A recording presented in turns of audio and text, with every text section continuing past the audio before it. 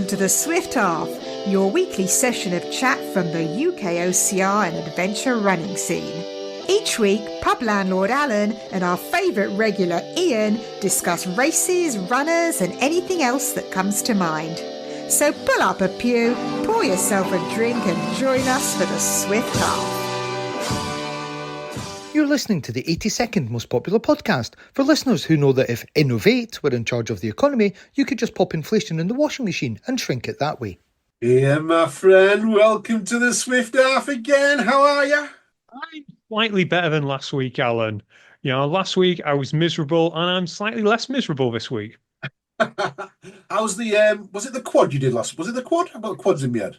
It was the quad. It's feeling a little bit better. I was sensible over the weekend. I haven't really worked out on it. I worked out on it yesterday and it felt okay. I did some walking lunges, body weight. It felt okay.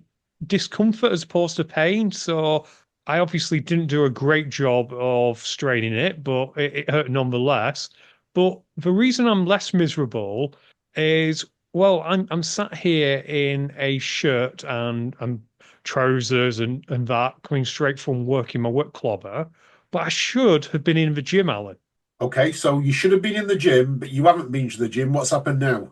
Well, I got to the gym and I opened up my gym bag to find out I hadn't brought any trainers.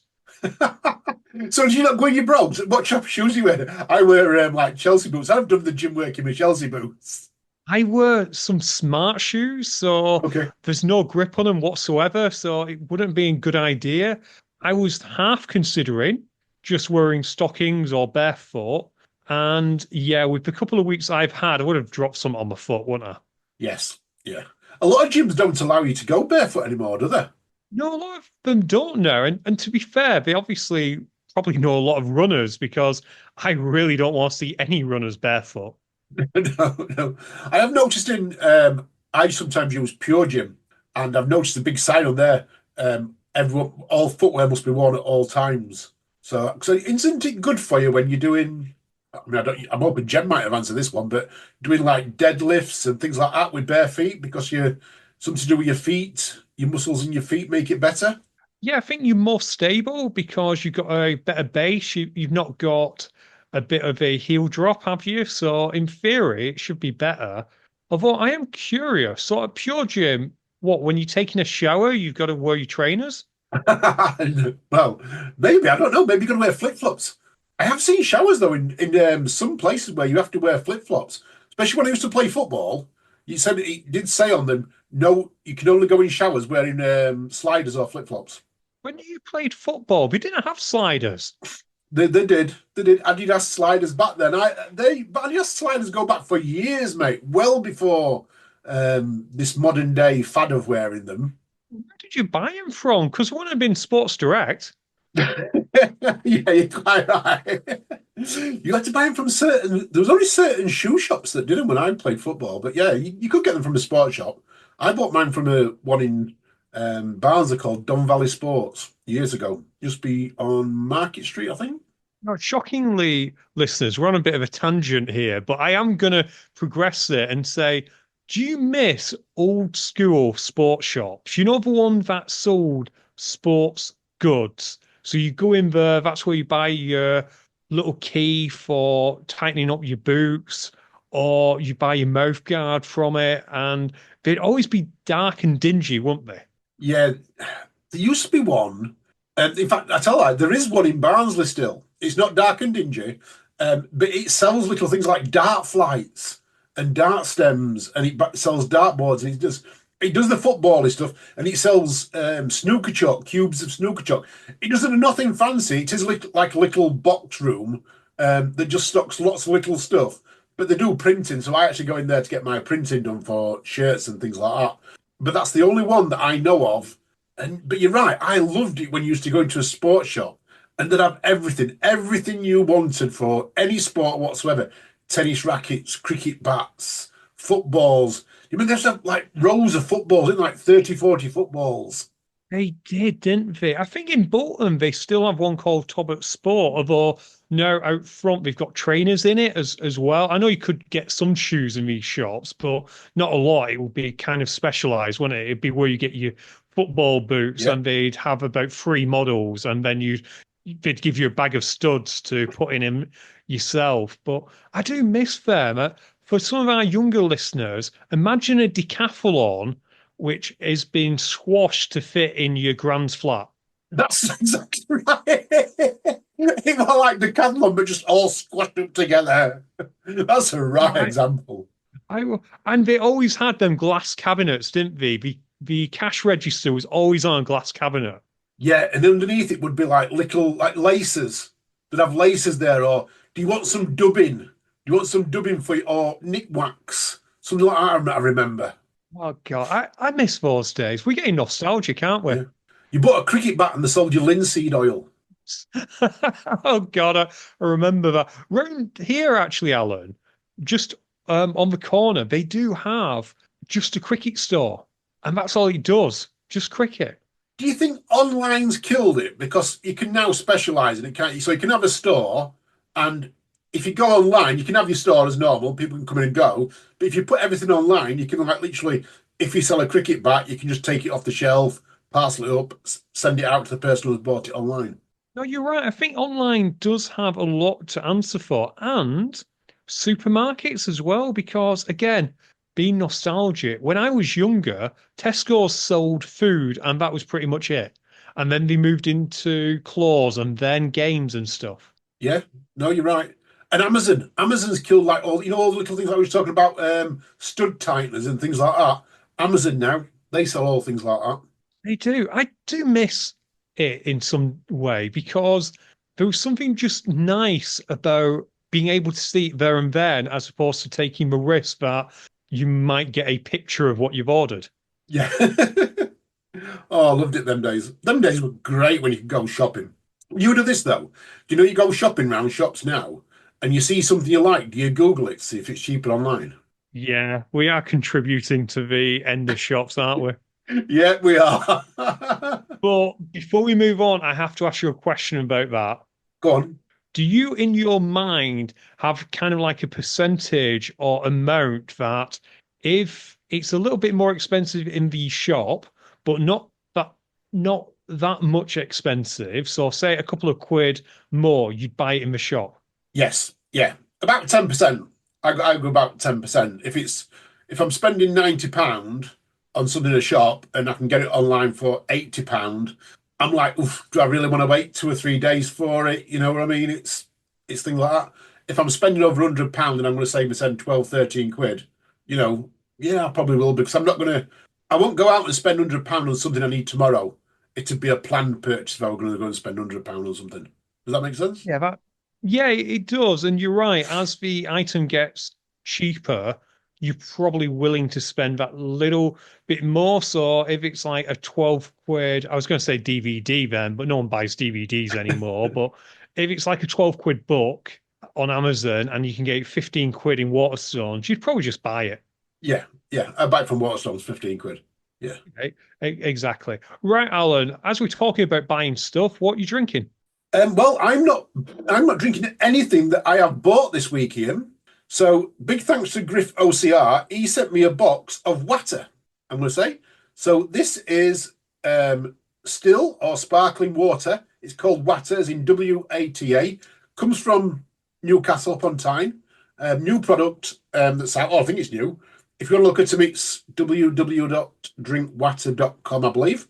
But it's water, but it's different, Ian. I don't know what it is, but it's different and it's nice.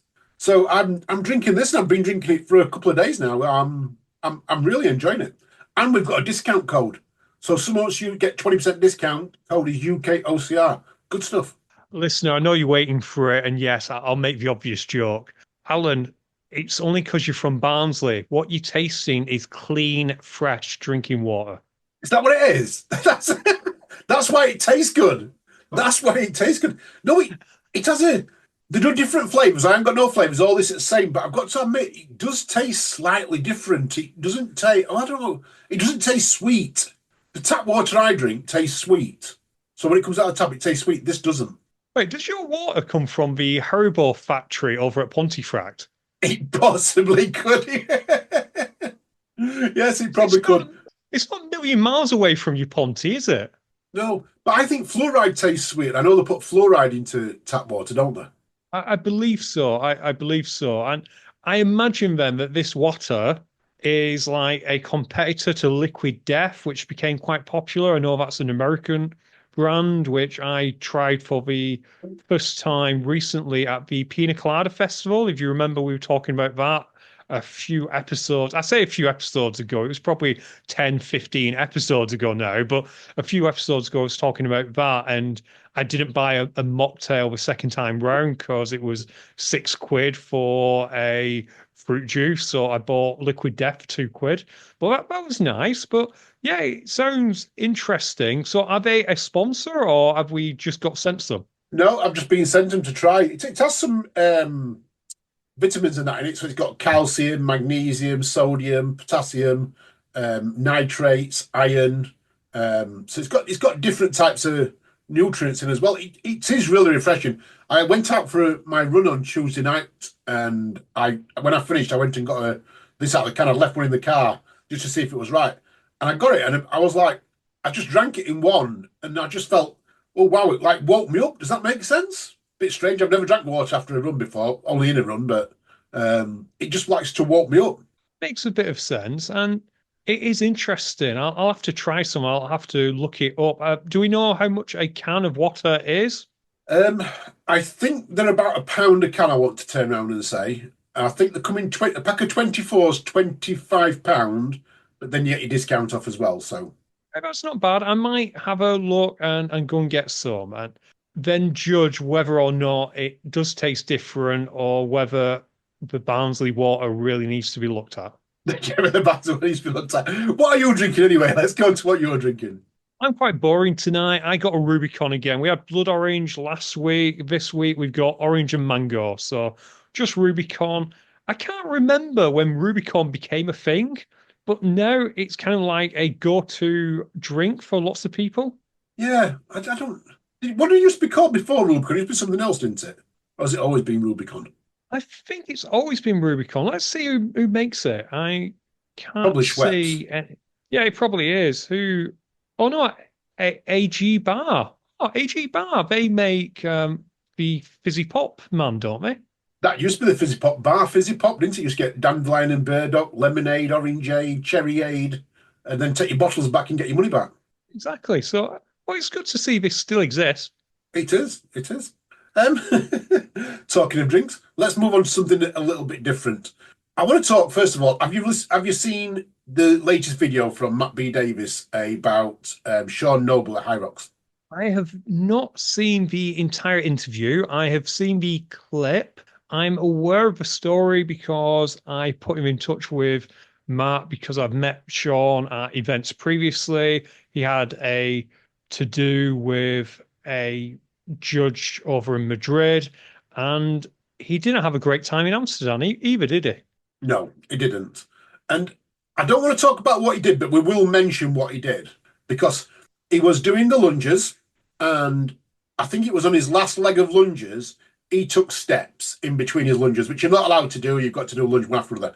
And it wasn't picked up by the judge. He finished the race and everything else. However, video footage taken by a spectator afterwards was handed to IROX, and he was given I believe a 6-minute penalty, if I remember rightly. Yeah, 6 minute penalty based on his time. He was about 56 minutes and change, which would have put him in contention for the Elite 15. I'm not quite sure why they decided 6 minutes. All I can imagine is that maybe it was one of those cases that giving him 6 minutes dropped him out of World Championship qualification. Yep, yep, that's probably about right. But Mac, what I want to talk about is the actual video footage. Okay, so this weekend we have got some video people doing the UKOCR series race at Tough Mudder. What happens if we're videoing something there and a athlete does something wrong? Maybe I'm not going to say break some rules on a purpose, but they break a rule. The judges don't pick it up. However, someone then goes back and looks at our result, our video footage, and then goes to Tough Mudder and says, "Look at this." I'm against it. I'm against video footage being given to any race, and I'm against this video footage being used when it was taken by a spectator, and that's what I'm trying to say. I'm not sure it's right. I don't think it doesn't fit right to me.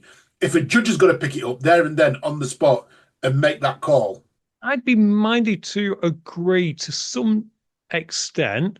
Where I differ is I would draw a separation between our footage and that of a spectator. I'm not saying that we're better cameramen than spectators, but what I would say is that we've been invited down by Tough Mudder and British Obstacle to video the race. yeah, And therefore, I do think, although I don't think it's in the rules, but I do think that official footage of the event should be allowed to be reviewed, although maybe that needs to go in the rules. I can see the counterpoint, though, that our footage is only going to be videoing first place and maybe second place, depending where they are, whereas someone in third and fourth may be having a battle and may overtake first and second place right at the end, and yeah. we wouldn't have got any footage of them. So I do see that counterpoint too. It's I don't know. You're right, because we don't video every athlete, and neither does anyone else. So, but is it right that spectators can video and then that be used as video evidence? That's the part I'm just not. I'm not feeling it, Ian. I'm not feeling it. It's maybe if I got a problem with the way someone had done it and I videoed it, I would go to that person and say, "Hey, look, I've videoed you doing this. Blah blah blah. I think you need to do the right thing." And I'd have a word with that thing.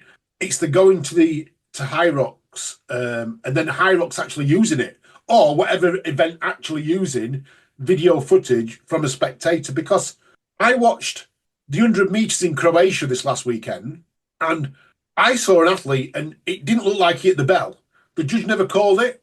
You know what I mean? The judge never called it. He must have hit the bell, but it didn't look like he did from the video footage I was watching. So what's right and what's wrong? The judge never called it, so he didn't hit the bell. He must have hit the bell.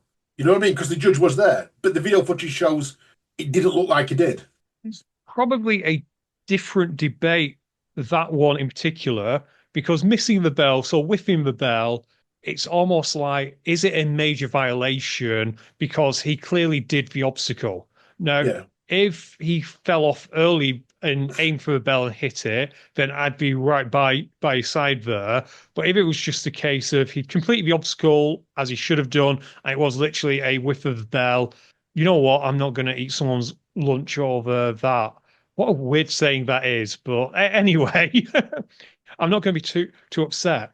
But I definitely see your point here about spectators, because what we don't want is, as this sport gets really competitive, and this is any sport, OCR High Rocks, we don't want a situation where we're kind of encouraging vigilante spectators to watch your mates, competitors like Hawks, just in case they make a mistake. Because with something like High Rocks and with something like OCR, there's always going to be questionable movement.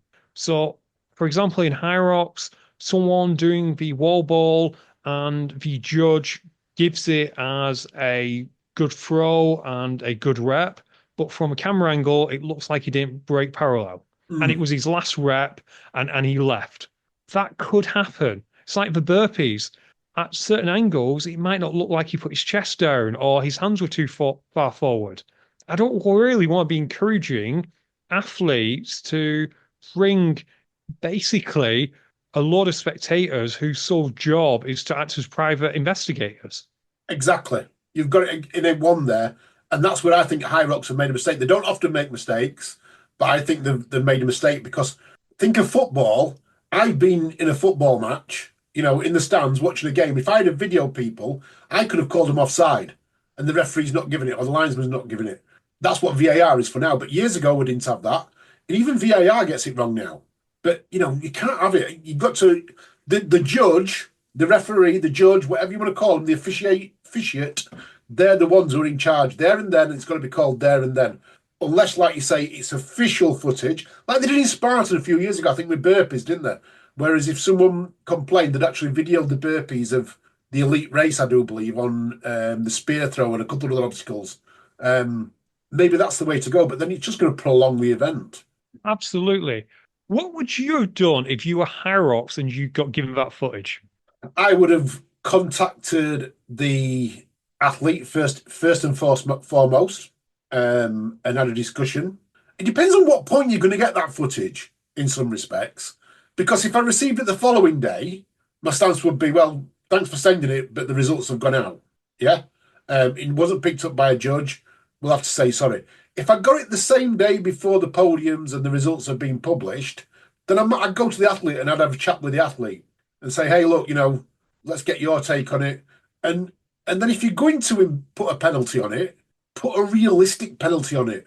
I think it literally was, from the video I've seen, about 5 lunges, 4 or 5 lunges, and he took 1 or 2 extra steps in between some of them lunges. Not every lunge, you know what I mean? He'd done everything else fine. It was just this very last section. And it's a snapshot of his whole race. It's one snapshot. But you've got to speak to the athlete. And then if you're going to put a penalty and you're going to decide to put a penalty, then you make it a realistic one.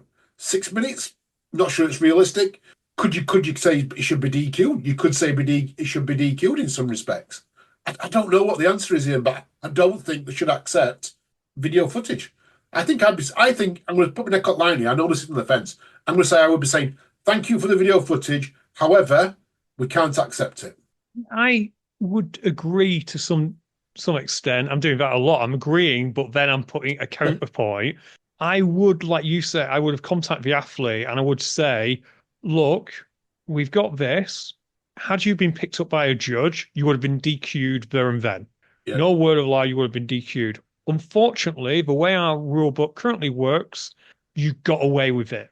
We are giving you the opportunity to do the right thing if you wish to, or you can keep your result. It's entirely up to you, and put it in his court and then use that footage, anonymize it, but then use that footage for referee training going forward.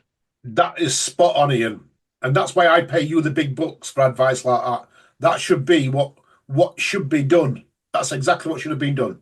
And then it will be on the athlete, because Hyrox will be basically admitting, look, if we had the ability to DQ you, we would have DQ'd you. We don't based on our rules. And I'd actually put it out there, but perhaps not name the athlete, just say, in one of our races, we got given video footage that showed someone was cheating. We missed it. It was a mistake on our part. Therefore, we can't do anything about it. And we did speak to the athlete. We consider it settled. And going forward, this is what we'll do. Yep. Ian, you got it. That's exactly what should have been done. Okay. Why are we talking about Hyrox? I know we've kind of like started Hyrox early. So fitness racing fans, you're going to get your fix early this week. What Hyrox did do over the weekend is they did admit to a mistake, and we got a press release on it, didn't we? We did, yes. Do you want to tell our listeners? Yeah, basically, they kind of worked out that after the Elite 15 race, which, Alan, you're aware with the Elite 15 race, it's on the grid, yeah? Do you remember what the grid is? Yes, it's all the same section in the course where they do everything, the push, the pull, the lunges, everything. Exactly. After the grid, they review the course distance and notice that the grid, which is meant to be 20 meters, was 18 meters instead.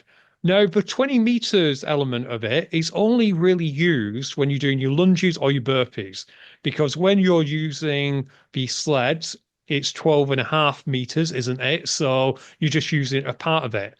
But the full grid is used for burpees and for lunges. So it means that all the athletes missed probably about 20 meters or so over their burpees and over their lunges. I can't remember how many times we go back and forth on it. So they modified all the times. They added, I believe, to the women, they added 44 seconds to all their times. And to the men, they added 36 seconds. They worked that out by calculating the average athlete's time through those stations and then added it on. So couple of things to get through here. Firstly, what do you think about changing the times after the event? Right thing to do. Because we're talking about the Elite 15, we're talking about world qualifiers, right thing to do. I'd agree. Although it's a close race, in theory, those times could still be used for future qualification. So I would absolutely agree, particularly when 13 out of 15 women got personal bests and one of them set a world record. Yeah, 100%. Absolutely, I'd agree. The only other option we could have done was just nullify the times and kept with the standings, if that makes sense. So you can't use them times going forward, which would have been a bit crueler on the athletes, to be fair. Yeah. Second question, what do you think about them using the average athlete's time and doing a blanket time penalty as opposed to working out what each athlete's time over those stations was and multiplying it up? Completely wrong. They should not have used a blanket time. They should have turned around and looked at everyone's times for that section, because this is how good they are. They can actually time them going in and coming out. We know this because we get the rock zone time, the times in, the times out, everything else. They should have looked at them and said, if it came out at 90 meters, yeah, and it should have been 100, because I think that's probably round about right. They should have said, if you've done that in 2 minutes, which is 120 seconds, we're going to actually add 10% on, so you're going to have 12 seconds on. Because you might have got, and this is just an example, this is not what happened, but we have got I'm going to go in the men's, on 9th and 10th place, Joffrey Rossim and Jonathan Wynne. Their total times were 3 seconds apart. Okay? That was their total times. What had happened if Joffrey was much slower in that section than Jonathan was? Jonathan then would leap above him, or potentially leap above him. And that's exactly what John Wynn has come out and said, that it's costing money because he believes he's a better lunger and a better burpier, if that's the word, than Joffrey is. And I've not looked back, but I'd be minded to agree because Joffrey is a stronger athlete. So Joffrey would have done better on the sleds. Yeah. I didn't know he'd said that. I was just using that as an example, by the way. But no, that's why I see it. It should have been. It looks lazy, Ian. That's what it seems to me. It looks like a lazy way of doing it, because it does mean that time is not a factual time. So I was saying that Lauren got a world record.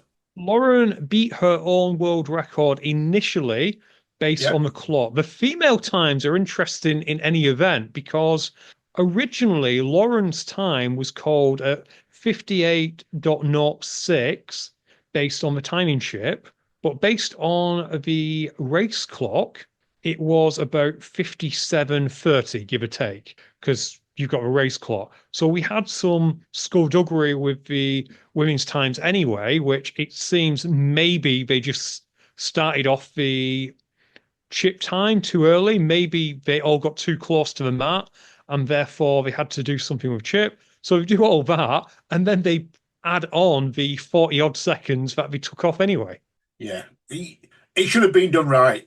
For literally, what would it have taken someone? It would have taken someone. You could have created a program. You could have created an Excel spreadsheet, dropped them in, chucked it all in. It would have worked it all out in seconds rather than someone doing this. It's a less than a 20-minute job to do it individually. The only question I've got then, Alan, is I think, like you do, that had we done that, some of these positions would have changed. And I'd also point out 4th and 6th place. So there was 11 seconds between 4th place and 6th place, and 5th place was 5 seconds behind 4th place. Okay. Yeah. So there's a good chance that you could have had quite a bit of jostling for position. And these are money positions. And that could be several £100 being removed from Janet's pocket and put in someone else's. What would you do as Hyrox? And that's a good point, and I can't answer that. Until I'm going to go back to the video now. If someone, as a spectator, is going to Hyrox and saying, you've got it wrong, this is what should have happened, someone sooner or later now is going to get these results. So it wouldn't surprise me if... who's the stats guy who does the podcast for Hyrox? Greg Williams, but I really doubt he's going to do it. But someone like him will be able to have a look at it. Yeah, well, I'm going to have a look at it, and they will come up with what should have been the correct results. And that when that goes to Hyrox, if them names have changed, should Hyrox do something after taking spectator video? Potentially, yes. Doesn't mean it's the right thing, but yeah, I don't know. There's money involved, isn't there? And are they opening themselves up to a potential lawsuit if they don't do it right? Maybe. Potentially, and yes, some of them aggrieved athletes could say, look, the fact that this was shorter and I'm better at the burpees and the lunges cost me money ultimately. Like if I was High Rocks, I'd probably make it right by, even if you didn't officially change the results like this, but I would do the calculations you did and pay people the maximum that they were going to get. So say sixth place now becomes fourth place. I pay sixth, fourth place money, and I'd play fourth place money as well. Make it right by pen, yes, because that would alleviate any lawsuit.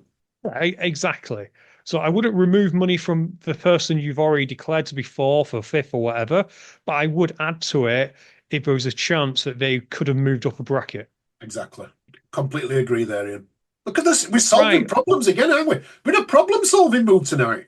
We are, and I'm very curious what the listeners think. Let's have a look at what else happened today. Okay. Yeah, let's stay with High Rocks. Did you catch the massive news on Monday, Alan? I'm going to say no, Ian. I didn't. I didn't catch no massive news because you never sent me a press release. We didn't get one on this, but the High Rocks UK media team over the weekend said game changer. In fact, I'll read out the advert, not the advert, the email that we got. Give me a sec. Okay, Alan. It said, mark your calendars. Big news tomorrow at 6 p.m. Ian, we've been gearing up for this and the wait is almost over. Tomorrow at 6 p.m., we're dropping a major announcement that's going to shake things up. We're heading into event season and we can feel the anticipation building. Are you going to be ahead of the game? Oh, I'm getting excited now. I'm getting excited. What could it possibly be, Alan? What do you reckon? They're going to put another Friday event on somewhere. That would have been cool. Or potentially Glasgow? Yeah, potentially Glasgow, yeah. Here we go. Ian, the wait is over. This is your moment. We're thrilled to announce that we have a limited drop of tickets for High Rocks Manchester on November the 9th to 10th. No live, and they're limited. First come, first serve. And haven't you already got a ticket? Yeah, I've got a ticket, and lots of other people have got a ticket. Yeah. Oh, that marketing, not good. Yeah, I love High Rocks, but stuff like this. Do you know what that joke where you say a meeting could have been an email? Yes. Yes.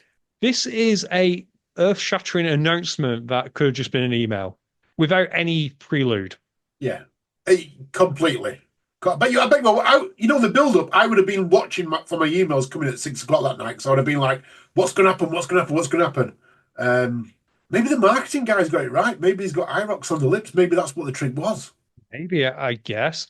You know the irony of all this for Alan? Go on. The same evening, later on about 7 or 8 p.m., and this might be just me being a geek, but 7 or 8 p.m., they announced on the High Rocks UK social medias that they're doing a F45, which is a gym, countdown to High Rocks, a YouTube series focusing on a half dozen athletes as they prepare for High Rocks. And that sounds super cool. And I would have accepted that to be the big news. Yeah. Yeah. Is this a case of High Rocks are now doing a Spartan where the people in Spartan tell the social media guys one thing, and then they tell the marketing team for emails another thing, and the email marketing team and the social media marketing team shall never meet? Possibly. Or maybe like Spartan, they just think everything needs to be blown up out of all proportions. And it doesn't. And again, we love High Rocks, but we will criticize them when we do think they misstep. And I think this is a misstep. Final thing on High Rocks, it was the Elite 15. We did say last week on the show, because it had happened when it went out, but it was a great race, Alan. But let's just give a congratulations to Alex Ronkovich and Lauren Weeks for their victories. If you haven't watched it yet, go back and watch it on the YouTube. Definitely. Definitely. Good luck to them. While we're talking about marketing, great segue to nuclear racers. Exactly, Alan. What's going on with nuclear races and marketing? Nuclear racers are looking for a new marketing manager. So it's on Nuclear's Facebook page. It's on there. So if you have a passion for adventure and a knack for bringing creative ideas to life, hit Nuclear Racers up. They're looking for a marketing manager. I like it. Some total jobs. You want to know how much they're paying you? Shall we go that far? That's interesting. Yeah, have a look. See if it lists. Does it not just say based on experience? I'm going to have a look now. Yep, no wages. What, no Unspecified wages? competitive salary. Unspecified competitive salary. I love that. I love that. That's a great sentence. I thought for a minute you meant actual no wages. Yeah, no, it's not UKOCR. This is Nuclear Racers. They do actually pay cash here, and we don't. Right. Let's carry on with the big announcement. And I will say it's not earth-shattering, but Bog Commander. Bog Commander is back in 2025, 17th of May. I love Bog Commander. It's a great little race, really, really good. And if you get in early, you can save 10% with code Let's Have It. Repeat that again. You can save 10% with code Let's Have It. That's super cool. That really is. Is there any particular spelling of let's have it? Like, do you have to have the apostrophe on it? No, it just looks like capital. So you could actually instead of let's have it, you could say let shave it. It's all one word. So it's LETSHAVEIT. So let's have it or let's shave it, however you want to pronounce it. 10% up until the end of the month. Head over to Bog Commander, bogcommander.co.uk. It's a great race. I'm not sure if I'll make it next year, but if you're looking for a local OCR to support, it really is one of the best ones out there, particularly in the north, because we don't get that many up in the north which can compare to a nuclear or to a nuts, and it's very much comparable, isn't it, Alan? Definitely. And it's a good job we'd moved Farmyard and Overload to August, because that would have been the week that we would have had Nuclear and Farmyard in the same area. So it's great. Or maybe they've decided to use that week because we've moved. I don't know. Anyway, it's good that we're on different week and months. How weird would it be if two farm events were on the same weekend? Do you reckon that would cause a split in the time continuum vortex? Yeah, we would have to call Captain Picard to sort it all out for us. And was it Spock with the ears? Yes, Spock, wasn't it? Absolutely. You know how many ears Spock had, yeah? 2? You know how many ears he had, yeah? 2? 2. No, he had 3. 3 ears? Yeah, he had a left ear, Yeah. a right ear, and a final front ear. Oh, Ian, we're going to stop that with dad jokes. Just leave that one there. Right, what other news we got? Last week we talked about the championships, about the world championships and not getting the numbers down there. And we discussed it and we asked people to, what their thoughts were. And Graham Wells has put a little bit of a spreadsheet together. And it makes interesting reading. So we were thinking, because of all the championships that are going off, maybe that was the catalyst for people not going to OCRWC. And the spreadsheet doesn't reflect that. Yeah, it looks like it's been going down year on year, with the exception of 2022 when it went back up slightly. But the other events, they're all I won't say in a slight decline, but not as big as OCRWC. So I don't necessarily think it's a case of too many world championships. Yeah. It could be part to blame. I don't know what is to blame, but I don't think it's just that, Ian. I think it's a mixture of many things. So do you reckon location is playing into this? Because we made a big joke when it came to OCRWC that your first obstacle is finding it, because is Mammoth actually a real place? Yeah. And I do think there's a lot of whereabouts, is it? Has OCRWC lost a little bit lackluster? I want to say it potentially has. If we go back to 2016, 2017, like we talked about here, people from the UK was going out there in the droves. Now we was, 24, I think, that went out there. But in the States, they didn't seem to get the athletes from the States going to it either. And you would have expected that. You would expect the Canadians and the athletes from America going, America is massive. And if they can get thousands to a Spartan, why can't they get thousands to OCRWC? I don't understand. Yeah, it's weird. Maybe it is a case that everyone who used to do OCRWC, well, not everyone, because there's still people going, maybe they're just seeing it as a Spartan, which is slightly different. And perhaps we don't want that as a race. Perhaps the good thing about OCRWC back in the day is it was almost similar to Mud 7, where you had lots of different companies kind of coming together. I know OCRWC had its own obstacles already, but you could always count on some rig builders to come and test what they had made, or I don't know, Viking race or something from Scandinavia would send some. Yeah. Yeah, I think you're probably right. It was different, and but the marketing back then was different. I remember when it first came out, the marketing was constantly on my social media. At the moment I opened anything up OCR related, OCRWC was there, showing us the big slides, showing us the obstacles. And I think since Spartan had become involved, that's dropped off. Yeah, I'd argue that is definitely the case. Apologies, I was just thinking of another point to make there. That's it. The thing I've noticed is when it comes to emails, they're now increasingly desperate in that they would often talk about last chance to sign up at these prices. It almost became like another race as opposed to congratulations on qualifying. And we covered that last week, didn't we? How the Yeah. lack of qualification perhaps plays into it. But it'll be interesting to see what they do in 2026. They've now given themselves 18 months to steady the ship. Yeah, and hopefully they'll get it right and they'll fetch it all back. I think it's going to be interesting. We've got the FISO Worlds in Sweden this year and the Euros. Can't remember where the Euros are, but we've got two massive events happening in Europe this year.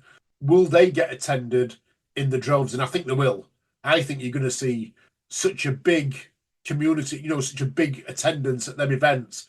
I have read somewhere, and I think this might have been in Matt B. Davis's stats somewhere on his thing once, that the UK OCR market is the second biggest in the world outside America, or was at one point. So it's still going to be fairly big. And if we can get something in Europe, we can go to Europe, we're going to go. It's easier to get to, much easier. You talk about location, what is it? Sweden, 40 quid a flight, 40 quid there, 40 quid back, less than 100 quid a flight, return. You're going to go, aren't you? No, exactly. And the Euros are in Portugal as well. And of course, you've got the UK OCR champs as well. Well, the British Obstacle Sports champs and the UK OCR series. I do wonder, are we going to bump into that issue that pint size OCR talk about? Are people not going to do the British Obstacle Sports champs because you've got the Euros and the Worlds happening within a Ryanair flight away? Yeah, but the potentially going to be on different dates. So, I mean, we're talking about this at this moment in time, with the UK OCR series. We're trying to avoid all the dates that coincide with the 3K series, the Endurance League.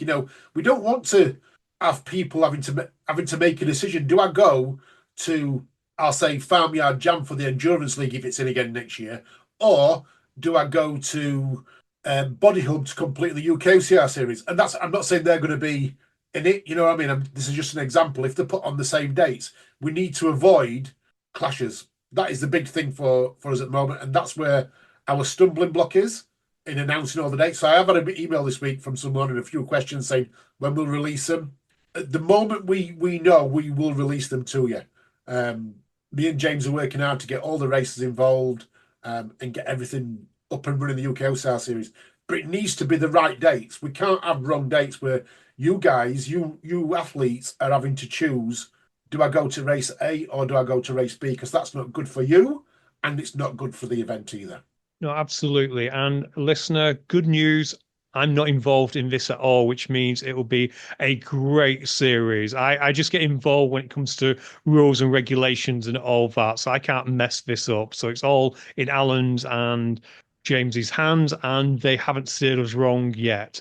I will say, Alan, that Tony Leary is once again doing the Road to Worlds, and spaces are incredibly limited because he's doing a package for next year, which consists of 4 days, which are spaced out across the year. So you've got February of 23rd, 13th of April, 1st of June, and the 10th of August. And you can do 3 days for 179 quid or 4 days for 230. So looking at this, and this is on the UK OCR webpage, as in our Facebook group, it's already selling out. There's just 20 spaces. And then we see people like John Poole and Erica Poole are already in. Kerry White's already in. Susie Bear's already in. Angie Brown's already in. Ollie Bennett's already in. Jason Wright's already in. Emily's already in. Richard Jarvis is already in. We might only have 10 spaces left, if that, Alan. So if people want to get in on this and be coached by some of the best when it comes to this kind of obstacle racing, you've not got very long to book your space. No, and he is the best. Scotty PT is definitely one of the best out there. And you've got Tony O'Leary, who is also an amazing athlete, world champion. And this is not the first year they've done this. They've done this in other years as well.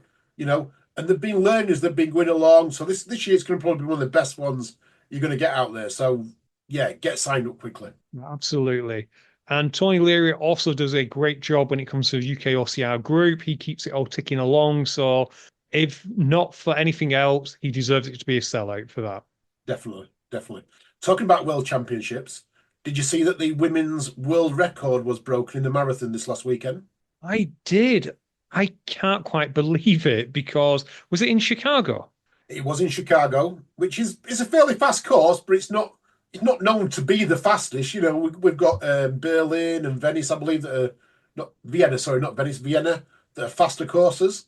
But Ruth, I'm going to butcher this name. Yeah, Chepnogotch's performance was outstanding. 2 minutes she knocked off the world record. It's unbelievable. Did anyone check the grid of the burpees to see whether it was 18 as opposed to 20? That's a great question. This was an official marathon, so we are going to say it's 26.2 miles. 26.2 miles. But you know what is interesting, Ian? I think we're going to see world records, especially in distances like this, in the half marathon distances, and even in maybe the 10K distance. I think we're going to see them falling fastly because of the shoes. We're going through a revolution now, this moment in time, in footwear. Ruth was using Nike Alpha Fly 3s, I believe I read, which is the latest Nike ones with the rebound effect. If you remember, you probably won't remember this, but golf, many, many years ago, when they brought out the Titleist Pro V1 golf ball and gave it to the pros, it all of a sudden changed the game for the professionals. They were shooting 2 and 3 shots less than they'd ever shot before because they had a golf ball that performed great in distance and great at stopping on greens. Changed the game for them, so they have to make courses longer. They can't make courses longer with running, and these shoes are like exactly what that golf ball did to golf. They are changing distances. 2 minutes, so over 26 miles, we're talking 4 seconds, yeah, per mile. That's all the difference is, approximately. But that's these shoes. That's these shoes doing that, Ian. Do you reckon we'll get to a point? I know you said you can't change the distance, but do you reckon we'll get to a point where they put a line in the sand and say these records are historic and these are new, if that makes any sense? Because I'm thinking javelin, for example. If you recall, at one point, as athletes got better and better at the javelin, it was starting to get very dangerously close to a running track. Yeah, it was, yeah. So they did change it so that it was heavier. And as a result of that, the records kind of got reset. Now, I know this is getting records reset from the other side in that you're kind of saying, well, look, you cannot compare this current record to Roger Bannister or whoever. Yeah, I get that. I think what they've got to do, the Athletics Association, they've got to turn around and put a caveat on the shoes. So if it's got a rebound effect, let's just say, let's mark it on 1 to 10. So the rebound effect being 0, Yeah. Whereas if you drop a bouncy ball on the floor and it bounces 5 meters up in the air, that's like 10. If currently these shoes are at a 4, let's turn around and say, right, that's the maximum you can make. You know what I mean? Or whatever they want to make. I do believe that it should be more about the athlete than what they're wearing or the equipment they're using. We're talking slight advantage. Like I say, it's 4 seconds per mile. That we're not talking like masses. It's interesting that she ran through the half mile to the half marathon mark in 1 hour, 4 minutes and 16 seconds, which would have actually made her the 5th fastest woman half marathon history. And she was running a marathon. Yeah, that is impressive. Very few people get close to a PB in a half marathon when they're doing a full marathon. So yeah, that does make you question. Or maybe we should go like F1 and just say you can only use these particular engines or these particular shoes. Yeah, and that's what I'm trying to say. But then you get lawsuits from Nike and Adidas. But they've got to say the shoes can only have this much rebound effect. Because I remember years ago, and I mean years ago, I'm going back 30, 40 years, when the spikes that they had on tracks were different. They made different spikes. Was it Carl Lewis that had the Nike Golden, which were to be used in one run only, and then you have to throw them away because they were potentially useless. And then in football boots, we had the blades. So instead of studs, you got blades. There's been a lot of changes in sport industry where athletes are looking for that extra element to get them better. They've got it now. Running's got it. Running hasn't had this. I've never seen a change in running footwear since Nike brought the Nike waffle grip out, for trail running. That was a massive game changer. And now this is a massive game changer. I would definitely agree. I guess the question that running as a sport needs to ask itself, it's almost like a new dawn kind of moment. They have to consider, does it become about a time trial, or is the point of a marathon for it to be an actual race? Because if it's a time trial, then it just comes down to whichever athlete has the better shoes. If it's a race, they do need to start making it more equal. Yeah, yeah. Because you're right. At a minute, she ran away with it. Literally ran away with it, makes it a time trial, doesn't it? And I know they've stopped the women elites running with men as pacing them. This was done off her own back. This is an amazing feat. I'm not taking nothing away from her, and I'm not saying it's the shoes alone, because you've got to have talent before you even. I couldn't put a pair of shoes on like that and run a PB. But these athletes, it's an extra, just a little bit extra, makes a big difference. No, it does. And that's actually a callback to a previous episode whereby you can have male pacers, but it goes down as a mixed race, doesn't it? Exactly. Yes. Spot on. Talking about other records, I wanted to give a shout out to someone who doesn't live too far from me, that has recently become a Masters World Champion on the road. So Julie Briscoe. Now I want to give a shout out to her because she actually runs the hills where I run. So we have a hill very close to us called Hound Hill. And quite often I'll be trying to run up Hound Hill, struggling on my way up there. And all of a sudden she'll come flying past me and leave me standing, or feels like I'm standing. She's a Mountain Fuel sponsored athlete, and she's recently become the Masters World Champion in Bucharest for the marathon. I don't know her times. Not sure it wasn't 2 hours and 4 minutes, but what an amazing event. And she's fast becoming really well known in the marathon distance and half marathon distance. Absolutely. So do you know her personally, or do you know her by reputation? I know her by reputation. She does Barnsley Park Run. She finishes in the top 10 at Barnsley Park Run every weekend that she's there. But she's been traveling the world doing marathons.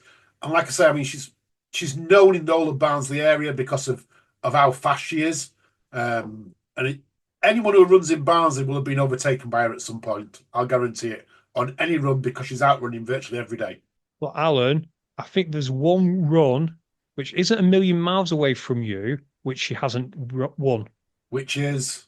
The Shropshire Mud Run. Oh, is that back in? Is the Shropshire Mud Run back? It absolutely is back. And the reason she hasn't won it is because it's a fun run. No one wins. No one wins. Has it still got the amazing sponsors of the Flying Dent Wizard thingamajig? No, it's just called the Shropshire Mud Run, and I'm really upset. I think we should get in contact with them, offer to sponsor it, and just think of a fictitious company that we can put out as the name title sponsor because the Flying Wizard Dent Removal Mud Run was amazing, but I reckon our listeners can come up with something even better. Too right. So it's on 9th of November. And how much is it? Do we know? Let's have a quick look. It's currently £25 for the 5K or 36.46 for the 10K. That's great pricing and structure, that, isn't it? It really is. And while we're talking about races coming on sale, this isn't a race that's coming up soon, but tickets have just gone on sale for Conquer Fitness. If you remember, I did a live stream of a few weeks back. This is the fitness race that's in the car park, Alan. Yes, I do. When you're going up the levels. Exactly.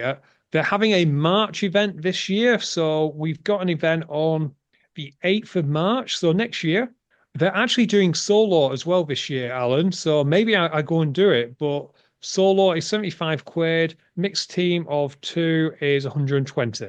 Awesome. That's pretty cool, that. That's good for an event like that, £75.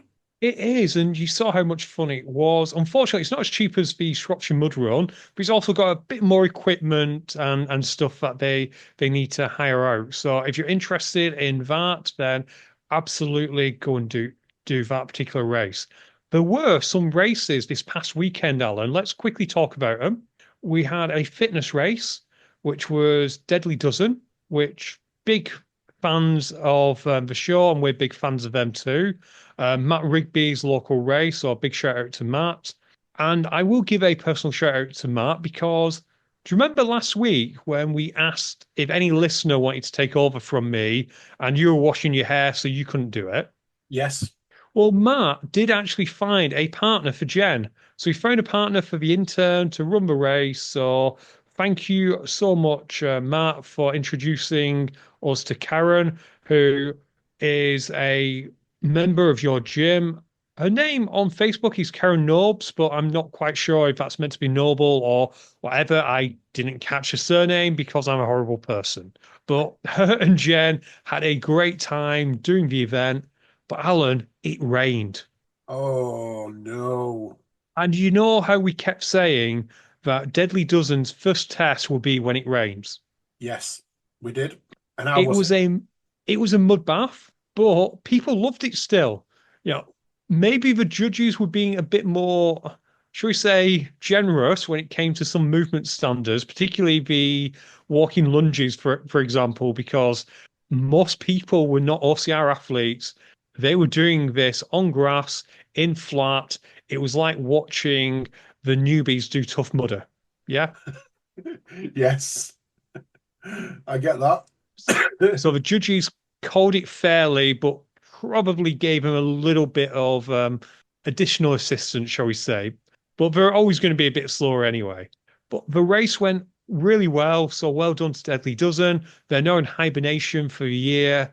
They will be doing some gym events, but the next time you can do a Deadly Dozen is, I want to say, next April or next May. I don't have it in front of me. So head on their website and have a look. Also, this past weekend, Alan, we had Spartan sprint and 100-meter championships, and you watched it. And how did you find it?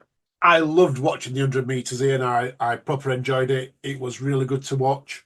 I didn't make notes, if I'm honest, because I wish I had done, so I could tell you who would have won all the races. Because now I've gone on Spartan's website to check the results, I can't log into it because it won't let me on it. There's no results up yet. But I enjoyed watching the 100 metres. It was good, Ian. It was like, how can I put it? It was exciting. It's what OCR should be about. That excitement were brought. I was there. I wasn't glued to it, but I was like watching it while I was doing the jobs. It was just great to be watching it. It was a great spectacle. I've not watched it from front to back. Pop on their YouTube channel, listener, if you haven't already, to have a look. Some of these athletes, I think there were some from the Philippines who were simply incredible, amazing. We did have some UK representation as well. No spoilers in terms of how they got on, but definitely go back and watch it. Big shout out to all the UK athletes who went over there. Also, a big shout out to member of a team, Mike Nolan, who was out there refereeing as he often does and did a great job as always. So well done to Mike. Well done to everyone who went out there. I do wonder where we're going to host it next year. And I will say, Alan, I know we bang on about there being too many world championships. This is one world championship I'm happy to add to the calendar because it's different. Yeah, yeah, without a doubt. You're right, it's different, but it's great. It's exciting to watch as well, Ian. And this is what we want. I was never a fan of short course OCR, but I do see where it can lead us in terms of getting more people into it. If we can make these so exciting to watch and get people into it, it's great. It literally takes 30, 40 minutes of excitement is what we all want to watch. Exactly. And the 100 meters, I think we were getting through in like 20 to 30 seconds each time. People who are not necessarily fans of Ninja may feel a little bit cool by it because it was very similar to a Ninja course, but nevertheless, it was really fun to watch. So make sure you head out and watch it. Make some time this week to look at it. How do you feel Speaking of before we things, move on? No, before we move on, how do you feel about the fact? So we'll take one of the obstacles there, the rings. There was like 5 rings, I believe, and the athletes will literally jump into the third ring and then jump in to clip the bell. So they were only touching one of the 5, not the rings, the wheels. Sorry, one of the five reels. Now I have seen a comment on our Facebook group about this. What's your thoughts on it? Should they be made to touch the first one and the last one, or does it need to adapt? Does the OCR need to adapt as athletes are getting better at this? Because it's great what they're doing. I love what they're doing, and I don't want to take that away from the athlete. So should the obstacle be changed slightly, or the rules slightly changed? I'm not sure. Do we get any footage from a spectator? Great point, Ian. Let's leave it at that. No, I'll answer the question. Maybe the answer is to take out those first 2 rings and put them at the back. So you have a leap of faith initially to get to it. Because, yeah, it does seem a little bit daft to have that. And maybe for athletes who can't make that leap, you don't put rings there, but maybe you put some monkey bars, which are optional. I like that idea, and I make the obstacle longer. I just want to see them doing the wheels or the rings 3 or 4 times rather than just one touch. And it's great to watch it. When I spoke to Tommy about it, he was saying, when you leap for it, you've actually got to catch the ring at the right angle or the wheel at the right angle because you want it to carry your momentum. Because if you catch it too far forward, all your momentum's lost. So you want to catch it so it continues your swing. So there is a knack to it. I get all of that. I just maybe want to see just a little bit more of the obstacle proficiency as opposed to touch and out.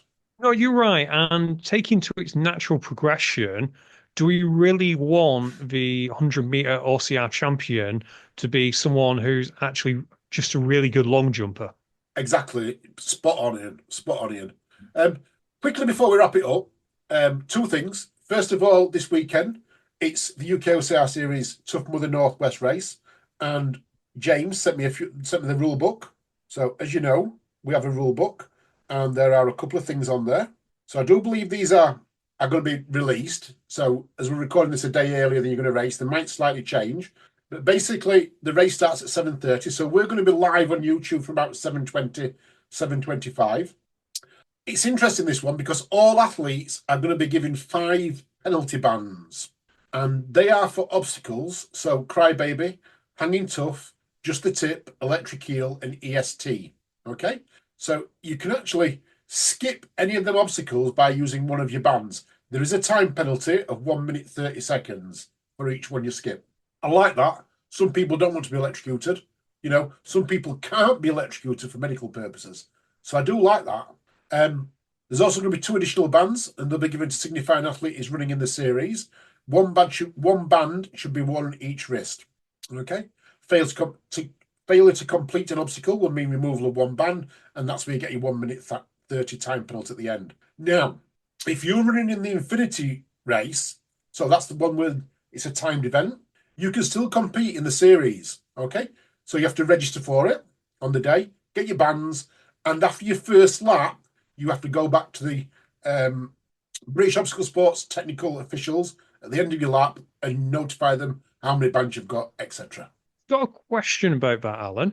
The question is, the Infinity Racers are going to be setting off slightly earlier than this wave, and logic dictates to me that it's unlikely that one of them Infinity Racers will finish overall first. Okay?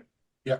But if you do have someone really fast in that race, is it not going to be a bit unfortunate if they finish like fourth or fifth and you cross that line in third place from first wave or in fourth place from first wave and find out when you check it later that you didn't actually finish fourth? Okay, I get what you're saying. I'm under the impression that Infinity Runners will start in the same wave as the UK OCR Series race, and that's going to be the UKR Series wave. So it's going to be wave one with the Infinity Runners.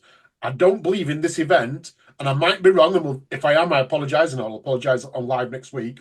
But I think it's going to be the same wave, Ian. In that case, no issue from me. I was just basing that on what the race director said on Who's Hot this past week, where she mentioned Infinity going off first and then the UK OCR series wave going off. Again, I don't know for sure, and it's likely that things have changed anyway. And if you haven't, by the way, listened to the UK OCR Who's Hot, go and listen to it. It's a cracking episode. And it may be the first time, Alan, that we've communicated from, I want to say, three different continents, but that's not strictly correct. We had one of the presenters in England, we had one in Croatia, so I guess it's the same continent, but UK and mainland Europe. Then we had one in Hawaii. Oh, it was in Hawaii. We had Chris. Chris apparently was in Hawaii. Oh my God, no. Allegedly so. We really need to check this bonus scheme we put in place.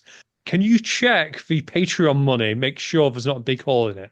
I'm going to have a look. Did you borrow Becky's private jets?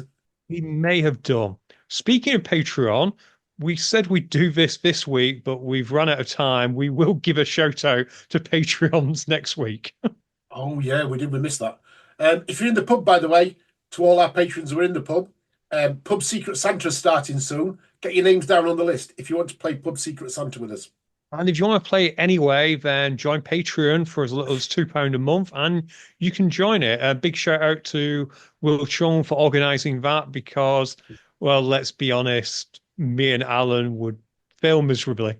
Fail miserably, fail miserably. And the last thing from me, Ian, how are you going to be watching Big Dog's Backyard Ultra this week? It's the World Championships, the Team World Championships. When does it start? I believe I want to turn around and say it starts on the 19th, which is Saturday. Am I right in saying that? 19th, Saturday. Cool. I'll start tuning in around the 27th. When it gets interesting. When it gets interesting. The good thing about the team championship, which is quite fascinating, is the fact that it's happening across the globe, isn't it? In that you have various teams who are racing at their own location. They're trying to be the best in their location and the best overall across the world. So it will be interesting. I do wonder whether we're going to have a similar issue to what we had with High Rocks in that not all of the courses are going to be the same. Well, that's definitely going to be a factual, isn't it? And there's 63 countries involved. So, yeah, there's not all the courses are going to be the same. It's going to be interesting. Can't wait to see how it goes down. But based on how Backyard seems to be going further and further into the extreme when it comes to this, I'm not tuning in for about 3 or 4 days. You know, unless I hear people have started dropping dramatically, I'm going to ignore it until it starts getting interesting.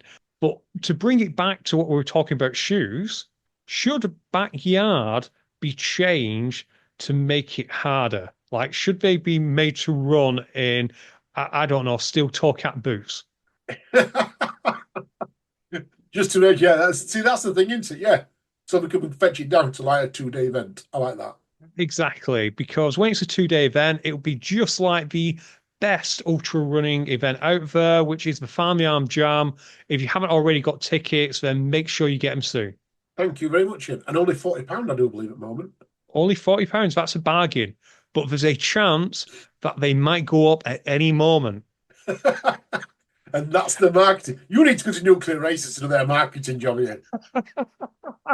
Right, listener, to clarify, it's not a great chance, but it's still a chance. Yes, not a chance. Right, and on that, I'm going to say, Alan, goodbye from me. And listeners, thank you for listening. And I hope you have a great weekend, whatever you're doing. If you're not watching, don't watch. If you're not, you're training, train hard. But above all else, have fun. And we'll speak to you soon. Stay safe. Bye.